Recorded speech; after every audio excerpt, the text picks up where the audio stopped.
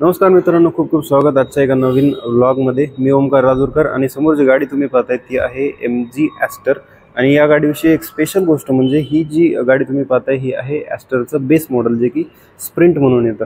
तर या गाडीची जी एक शोरूम किंमत आहे ती आहे 11,29,800 रुपयांपासून ही कार चालू होते। तर बेस मॉडेलमध्ये तुम्हाला कोणकोणते फीचर्स मिळतात चला पाहूयात।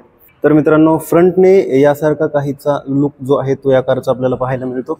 आतमध्ये जर पाहिलं तर MGचा लोगो आणि ही अशी मोठीशी हनीकॉम टाईपची जी ग्रिल आहे ती आपल्याला पाहायला मिळते। त्या खाली जर का पाहिलं तर अजून एक छोटीशी ग्रिल आपल्याला पाहायला मिळते आणि क्रोम फिनिशमध्ये ही जी स्किड प्लेट आहे ती सुद्धा आपल्याला इकडे दिलेली आहे। त्यानंतर इकडे जर का आलं तर हे जे DRL आहेत, डे टाइम रनिंग लाईट, तुम्ही या ठिकाणी पाहू शकता। त्यावरती जे इंडिकेटर आहेत ते प्लेस केले गेलेले आहेत आणि त्याच्यावर सुद्धा या प्रकारचं काहीसं जे डिझाईन आहे ते आपल्याला पाहायला मिळतं। हेडलाईट विषयी जर सांगायचं झालं तर जे हेडलाईट्स आहेत ते LED प्रोजेक्टर सेटअपमध्ये देण्यात आलेले आहेत आणि ही जी छोटी छोटी इकडे तुम्ही ट्रीटमेंट पाहू शकतात, एक ग्लास टाईप काहीतरी दिलेलं आहे, पण ते पाहायला आणि डिझाईनमध्ये जे आहे ते खूप चांगलं वाटतं। त्याच्या खाली जर का पाहिलं तर छोटीशी स्पेस दिलेली आहे, त्या ठिकाणी तुम्ही आफ्टर मार्केट जे आहे ते फॉग लॅम्प बसवू शकता। आता येऊयात गाडीच्या साईडवरती, आणि साईडवरती सगळ्यात पहिली नोटिसेबल गोष्ट म्हणजे जे इंडिकेटर्स आहेत गाडीचे ते फेंडरवरती न देता ORVM वरती प्लेस केले गेलेले आहेत, जे की खूप चांगली गोष्ट आहे।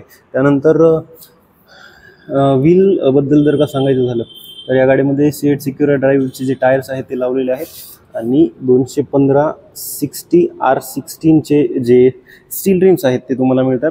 त्यावरती व्हील कॅप सुद्धा आपल्याला मिळते आणि टायर्सची जी विड्थ आहे ती आहे 215 mm एवढी। प्रत्येक SUV मध्ये जे असायला पाहिजे जे की ही प्लास्टिक क्लॅडिंग, तर छोटीशी प्लास्टिक क्लॅडिंग आपण या ठिकाणी पाहू शकतात आणि त्यावरती जी आहे ती क्रोमची अजून एक स्ट्रिप तुम्ही या ठिकाणी पाहू शकतात। इकडे जर का पाहिलं तर फ्यूल लीडचं ऑप्शन तुम्हाला इकडे देण्यात आलेलं आहे।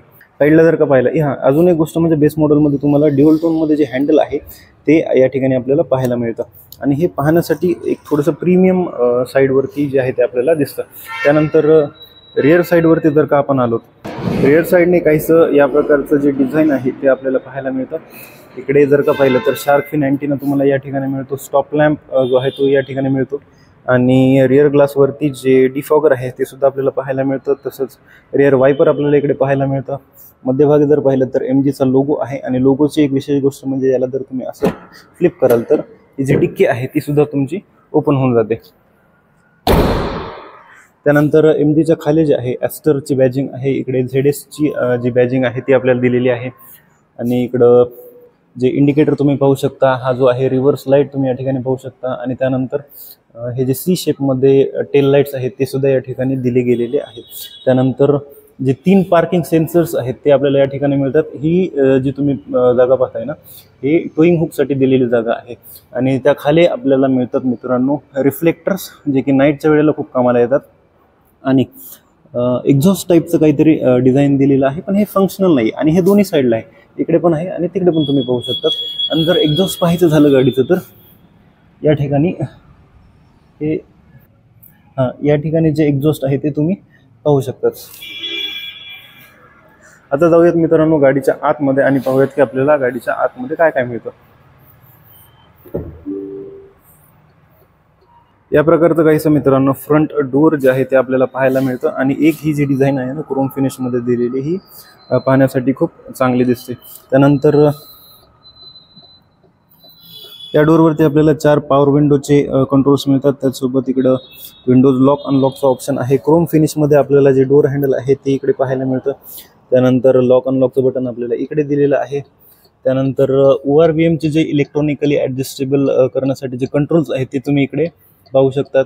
त्याच्या बाजूला जे हेडलाईट लेवलर आहे ते या ठिकाणी तुम्ही पाहू शकतात। त्यानंतर जे बोनेट ओपन करण्यासाठीचं लिव्हर इकडे पाहू शकतात। फ्यूल लीड ओपन करण्यासाठीचं जे लीड आहे ते सुद्धा तुम्ही इकडे पाहू शकतात आणि क्लच, ब्रेक, ॲक्सिलरेटर आणि इकडे जर का पाहिलं तर जे फुटरेस्ट आहे ते सुद्धा आपल्याला या ठिकाणी मिळून जातं।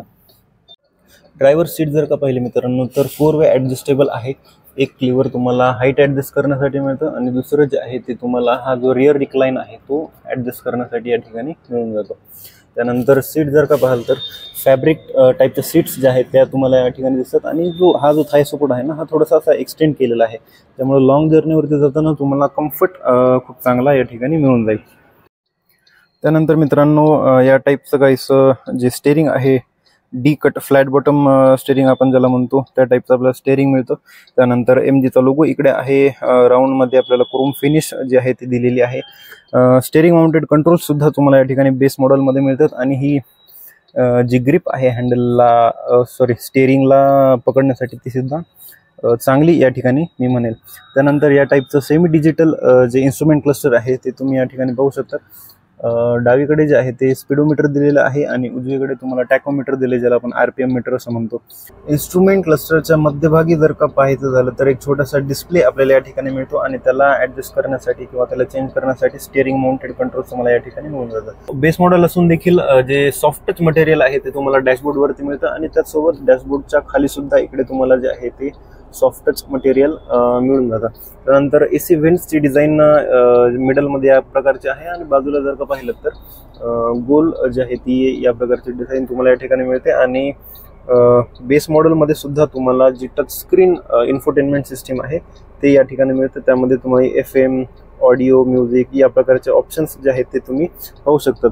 त्याच्या खाली जर का पाहिलं झालं तर मॅन्युअली कंट्रोल करण्यासाठी तुम्हाला काही फिजिकल बटन्स जे आहेत ते या ठिकाणी मिळतात. त्यानंतर त्याच्या खाली जर का पाहायला गेलं तर 12 वोल्टचं जे चार्जिंग सॉकेट आहे ते तुम्हाला या ठिकाणी मिळतं आणि त्याचसोबत त्याच्या बाजूला जे USB साठीचे सॉकेट्स आहेत ते मिळतात.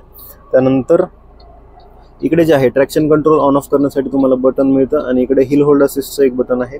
त्यानंतर जो मॅन्युअल गिअरबॉक्स आहे गिअर लिव्हर तुम्हाला 5 स्पीडचं मॅन्युअल गिअरबॉक्स या ठिकाणी मिळतो. आणि त्यानंतर त्याच्या मागे जर का पाहिलं तर छोटी मोठी स्टोरेज स्पेस इकडे आहे. मॅन्युअल हँडब्रेक तुम्हाला या ठिकाणी मिळतो. वर जर का पाहिलं ना तर इकडे सनशेड जे आहे हे डिटॅचेबल सनशेड तुम्हाला मिळतं. आणि गाडीमध्ये एक गोष्ट मी नोटीस करतो की सगळ्या गोष्टी अशा खूप मजबूत दिलेल्या आहेत. हा जो मित्रांनो IRVM आहे तो डे नाईट मॅन्युअली तुम्ही या ठिकाणी ॲडजस्ट करू शकता. सेंटरमध्ये जर का आलात तर हे जे कॅबिन लॅम्पसाठी जे बटन्स आहेत ते तुम्हाला या ठिकाणी मिळून जातात. आता जाऊयात गाडीच्या मागे आणि रिअर सीटवरती पाहूयात की आपल्याला काय मिळतं. तर रिअर जे डोर आहे ते तुम्हाला या टाईपचं काहीसं दिसतं आणि इकडे जर का पाहिलं तर हे सॉफ्टच मटेरियल या ठिकाणी देण्यात आलेलं आहे. इकडे छोटी मोठी स्टोरेज स्पेस आपल्याला मिळते. इकडे 1 लिटरची बॉटल तुम्ही ठेवू शकता आणि अजून थोडीशी स्पेस जी आहे ते इकडे तुम्हाला मिळून जाते. त्यानंतर क्रोम फिनिशमध्ये जे डोर हँडल्स आहेत ते तुम्हाला मिळतात. या ठिकाणी सुद्धा क्रोम फिनिशमध्ये एक स्ट्रिप तुम्हाला दिलेली आहे. त्यानंतर पॉवर विंडोचं कंट्रोल जे आहे ते तुम्ही या ठिकाणी पाहू शकतात. त्यानंतर आता जाऊयात गाडीच्या आतमध्ये आणि पाहूयात की आपल्याला गाडीच्या आतमध्ये काय काय मिळतं. तर मित्रांनो समोरची सीट माझ्या हाईटच्या हिशोबाने ॲडजस्ट केलेली आहे आणि लेगरूम जो आहे तो तुम्ही पाहू शकता पुष्कळ म्हणजे मोर दॅन सफिशियंट मला मिळतोय. आणि हेडरूम जर का दाखवायचं झालं तर तो सुद्धा मला मोर दॅन सफिशियंट आहे. आणि बेस मॉडेल असून देखील मित्रांनो तुम्हाला रिअर AC व्हेंट्स या ठिकाणी मिळतात. जो फ्रंट आर्मरेस्ट आहे तो सुद्धा मिळतो. आणि डॅशबोर्ड जर का दाखवायचं झालं तर या प्रकारचा काहीसा असा प्रीमियम जो डॅशबोर्ड आहे तो आपल्याला गाडीचा या ठिकाणी दिसतो. त्यानंतर सीट्स जर का पाहाल तर सीट्समध्ये तुम्हाला जे सीट पॉकेट्स आहेत ते या ठिकाणी देण्यात आलेले आहेत. तर मागे जर का पाहाल तर इकडे ग्रॅब हँडल्स या ठिकाणी तुम्हाला दिलेले आहेत. तिकडे सुद्धा आहे. ड्रायव्हर साईड फक्त मिसिंग आहे आणि या बाजूला सुद्धा मला जे ग्रॅब हँडल आहे ते मिळून जातं. आणि मागे जर का पाहाल तर दोन्हीही जे ॲडजस्टेबल हेडरेस्ट आहेत ते आपल्याला पाहायला मिळतात. आणि इकडे जर का पाहिलं तर हे जे आर्मरेस्ट आहे सेंटरचं ते सुद्धा आपल्याला मिळतं. आणि यामध्ये 2 कप होल्डर्स सुद्धा तुम्ही पाहू शकतात. त्यानंतर आता जाऊयात गाडीच्या बूट स्पेसमध्ये आणि बूटमध्ये पाहूयात की किती स्पेस जो आहे तो आपल्याला मिळून जातो. आणि हां रिअर सीटविषयी अजून एक चांगली गोष्ट म्हणजे तिन्ही पॅसेंजरसाठी तुम्हाला जे 3 पॉईंट सीट बेल्ट्स आहेत ते या ठिकाणी पाहायला मिळतात. बूट स्पेसला उघडण्यासाठी मित्रांनो तुम्हाला एक खूप चांगलं ऑप्शन आहे जे की मला खूप इंटरेस्टिंग वाटतं. हा जो लोगो आहे ना त्याला थोडंसं फ्लिप करायचं आणि बूट जे आहे तो तुमचं ओपन होऊन जाईल. तर या प्रकारचं असं मॅसिव्ह जे बूट आहे ते तुम्हाला मिळतं. एक्झॅक्ट फिगर्स आता मला माहीत नाही आहेत, मी तुम्हाला खाली स्क्रीनवरती टाकून देईल. आणि त्यानंतर इकडे जर का पाहिलं तर ही जे आपल्याला टूल्स मिळतात टायर काढण्यासाठी वगैरे तर स्टेपनी ज्याला आपण म्हणतो ना, ते इकडे मिळतं. इकडे जो आहे तो बूट लॅम्प तुम्हाला मिळतो. आणि सगळ्यात महत्त्वाची गोष्ट म्हणजे जे रिअर सीट आहे ती तुम्हाला 60-40 स्प्लिट देखील तुम्ही करू शकतात. या प्रकारे हे जे आहे ह्याला उचलून तुम्ही असं समोर ढकललं, ही सीट स्प्लिट झाली. त्याचसोबत ह्याला सुद्धा तुम्ही जे आहे ते स्प्लिट करू शकता. आणि या प्रकारचं मॅसिव्ह जे बूट स्पेस आहे त्याचा तुम्ही वापर करू शकता. जर इन केस तुम्ही दोघं जण ट्रॅव्हल करताय आणि तुम्हाला खूप जास्त सामान न्यायचं तर त्यावेळेला हे जे फीचर आहे हे तुम्हाला कामात येतं. त्यानंतर याच्या खाली जर का पाहिलं तर सेम साईजचा म्हणजे 16 इंचेसचा हा सुद्धा व्हील तुम्हाला इकडे पाहायला मिळतो. अजून जी एक चांगली गोष्ट आहे मित्रांनो, इकडे जी ग्रॅब हँडल आहे ते सुद्धा तुम्ही पाहू शकता. आणि MGच्या गाड्यांमध्ये एक जी गोष्ट मी नोटीस केली आहे ना, की प्रत्येक डोअरमध्ये तुम्हाला वजन खूप जास्त पाहायला मिळतं, जे दर्शवतं की गाडीची जी बिल्ड क्वालिटी आहे ना ती खूप चांगली या ठिकाणी मिळते. आणि एक गोष्ट माझ्याकडनं राहून गेलेली होती, गाडीची चावी कशी दिसते. तर मित्रांनो या प्रकारची काहीशी की आपल्याला कारमध्ये पाहायला मिळते, ज्यामध्ये तुम्हाला लॉक, अनलॉक आणि बूट ओपनिंगचं ऑप्शन आहे. आणि जी मॅन्युअलवाली की आहे ती पाहू शकतात. या प्रकारची काहीशी आहे. तर मित्रांनो ही गाडी कशी वाटली आणि गाडीचं जे बेस मॉडेल आहे इनफॅक्ट ती कसं वाटलं प्लीज मला कमेंटमध्ये सांगा. आणि खूप खूप धन्यवाद. भेटत असत एका नवीन व्लॉगमध्ये. जय हिंद.